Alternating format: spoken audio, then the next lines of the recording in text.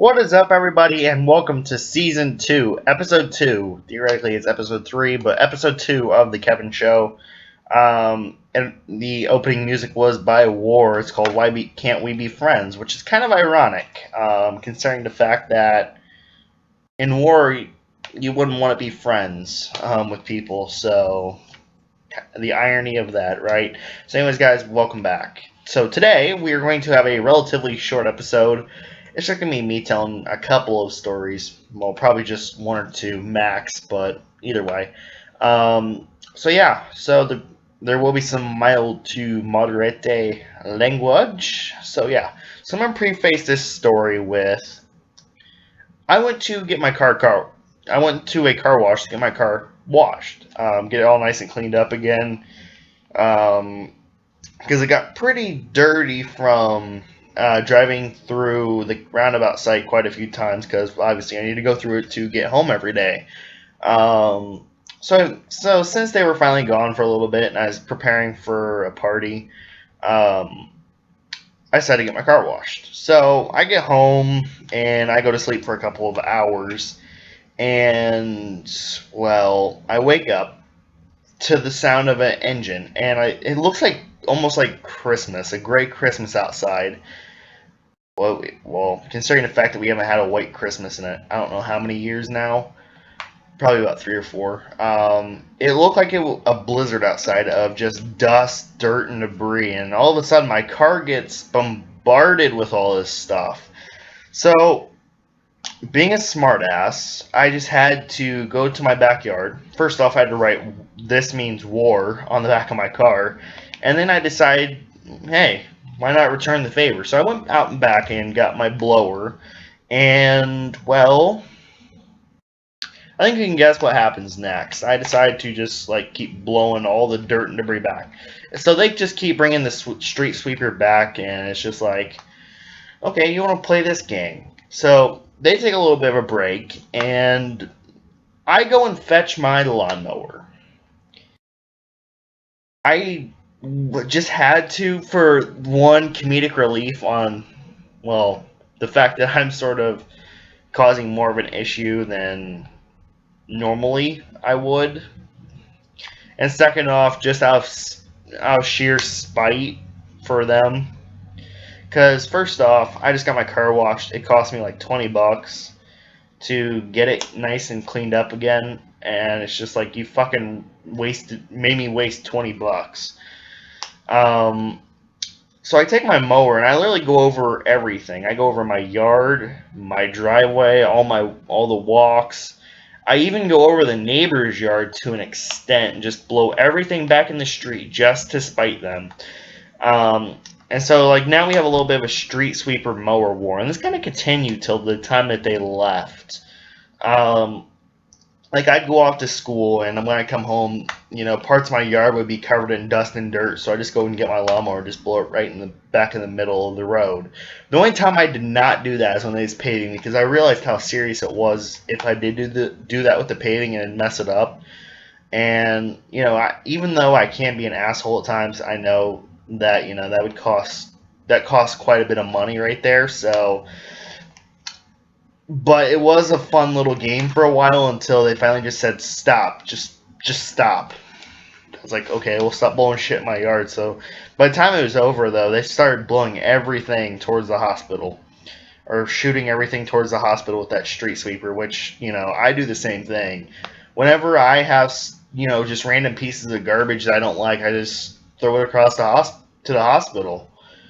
So, So I guess you can see why I dropped my little brother off there quite a few times, right? So yeah, but that was pretty much a common theme for a while. It's just trying to spite them, and the spiting it actually got a lot worse at the expansion site, which is the picture on the screen, because they pretty much told me, no, you can't do this, you can't do that, blah blah blah, and so it's just like, okay, well. Here's what I'm gonna do. You are going to bitch and moan. I, on the other hand, am still going to do this and that. Which was kind of funny. to be honest, but still.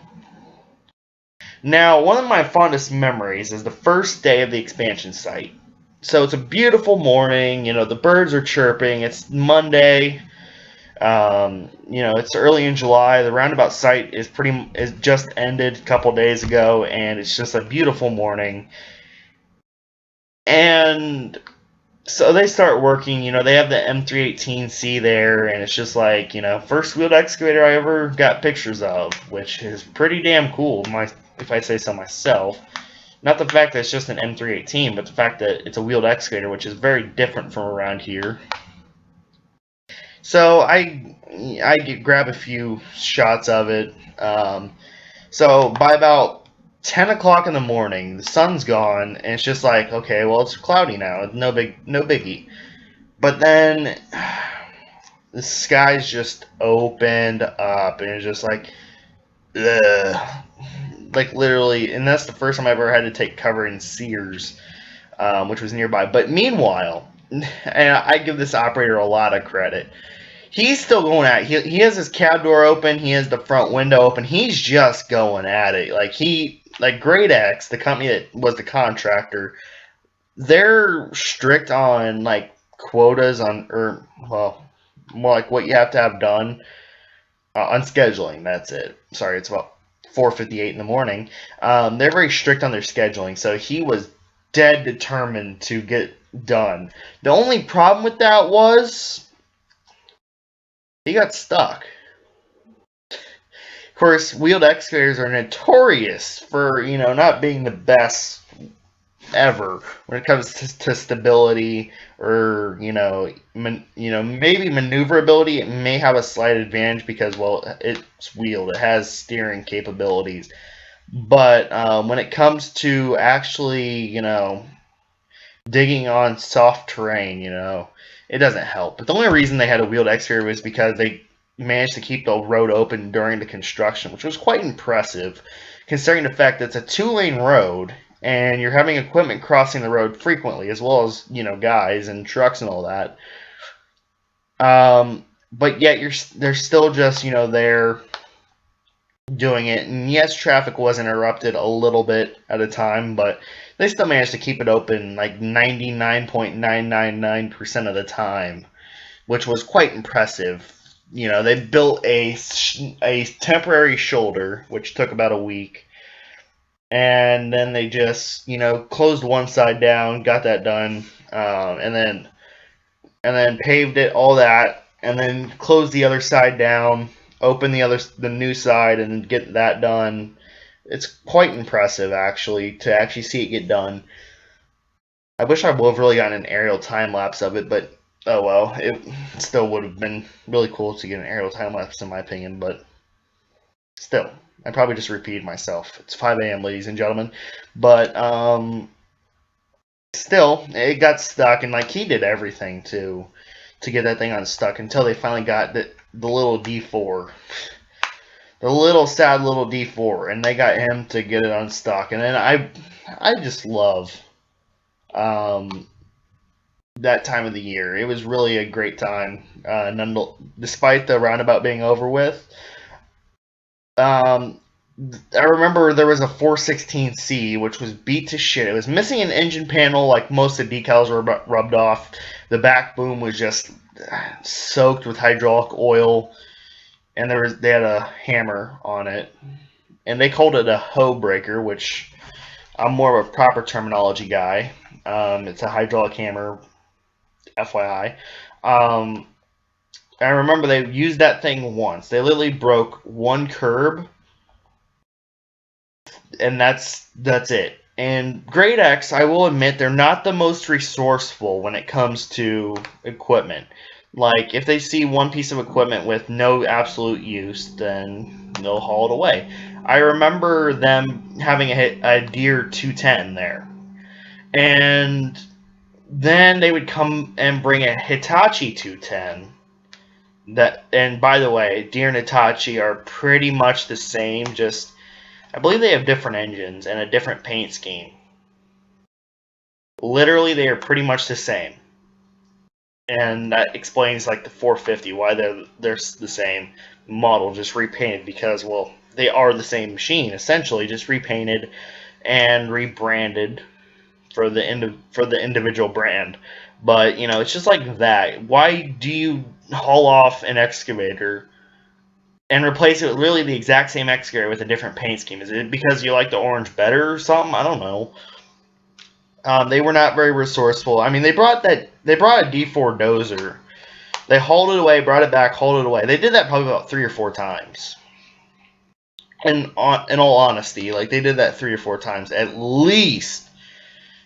Of course, right now there's a roller literally just sitting at the side of the road that's been sitting there for like 2 months now, and nobody's dared touched it because, well, first off, why touch it? Um, but that thing has a broken backup alarm, anyways, and it sounds like a very, I don't want to say very silent fart, but it it's like sounds like a very high pressured valve just randomly spurting out, you know, bits of its pressurized content or whatever. Um, but it was still pretty good at the beginning. And that 700K that they had there, that was a cool little dozer. As much as I'm not a huge fan of John Deere, they still got, no, 700K was a cool dozer, and it's fairly nice, I will say. So I don't know.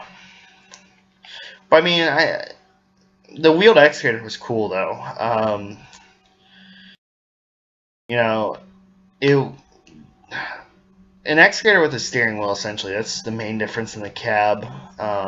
You know, I couldn't imagine like being used to like a standard track type excavator and then just being thrown on a wheeled excavator with no prior knowledge of them.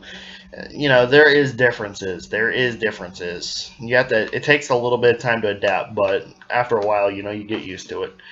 But still, now, if you've been watching my Instagram, I've not been posting much recently, and I have not really gotten new photos recently, and that is explainable. I've been really busy. As like, I'm not like one of those guys. Is like, for instance, you know, my friend Anthony, who has time every Sunday to go out and get pictures of random shit. I have usually quite a bit of stuff to do. Usually, my schedule consists of getting up about this time in the morning, fixing breakfast, getting everything together, going to school, and then after school that lasts until about 2:30 ish, and then I go. I usually have a place to go after that for my parents, and then after that, I probably get a bite to eat, and then by then I'm just too tired and I go to sleep, or I'm working on something or typing something out because I'm a very avid person when it comes. And here's one of the few things you do not know about me. I literally like to. I'm a motorsport fan. You know, that's one thing me and Diecast Emporium have in common. There, we are racing fans, and we both collect racing models. By the way, um, I don't know how many he has, but I have roughly about 200-ish Le Mans, which it's an endurance race, by the way. It's a 24-hour endurance race in France, Le Mans. Um, I collect their cars, but anyways, I don't even know where I was going with this, to be honest. Oh yeah, so I like to keep up on the news on racing, and for some reason, I like to reword it, the stories, in my own way for some reason, and I like to type it out, or I'll type out, um, I'll go back and listen to a Mall News show and just type out the transcript or whatever, just so I can have something to do. You know, I'm one of those people that likes to be busy at one point and then lazy at another, but usually I am quite busy, and sometimes I sit there and just think of ideas for this show. You know, it really does depend on what I do. But normally, my schedule consists of breakfast, school, errand, dinner, and then probably sleep or doing something for Molo News or whatever. But it's just I've been busy, and I just sort of have pushed equipment off to the side for right now. And it's the winter months anyway, so most of the equipment is put up for the year. Like most companies around here are pretty much, they try to finish before December 15th ish, and then they're done until March, early March or so. So it's really a slow time of the year. But nonetheless, I mean, a year ago, I had about 200-ish followers. Now I am up to 4,804. And say what you want, I'm actually pretty happy with that number. So in the end, I can't complain about it, and I'm not going to complain about it. So thanks a lot to all my followers. I'm getting close to 5,000, which is great. But anyways, so I'm trying not to make this too long. So I got one more story. So back to the paving company. They made my driveway average length, which I believe is 18 foot for around here. So when they got the curbs in, didn't see the curb. I sort of scratched the. It's not carbon fiber. It's something. Fuck. I'm trying to think of what it is. Something glass. Fiberglass. Yeah, that's it. Fiberglass. The fiberglass underneath the door. The side skirts, I should say. So I scratched that up twice. So after I examine it, and I just get pissed off because my driveway is wider than that. I think my driveway is about 20 feet or so, roughly. So and you can ask Cat Dealvin RCD, aka Brandon Holiday. You can ask him for this video. I literally go off and I just go on a rampage of just breaking up the curb. I don't know if it's illegal or not, but I still probably extended my driveway by about 4 or 5 feet, roughly. Well, maybe not that much. Maybe more like 2 to 3 feet. Either way, I was just knocking off giant chunks of concrete at a time. And it's just not like little ball size chunks of concrete. I'm talking like. Well, I'm trying to find something good around me to compare it to. Yeah, I don't know what to compare it to. But you had you had fist-sized chunks, and then you had. Man, I'm trying to think of what to compare it to almost, but there were some pretty good chunks of concrete out there, and I just left them in the road. And so after the project, Mr. Cannon, who is the project manager for the town, he comes up to me and goes, "Well, your driveway is actually 3 feet wider than what we had planned." I was like, "I know," because I said to myself, because I made it wider than planned. Yeah, so just a quick little story.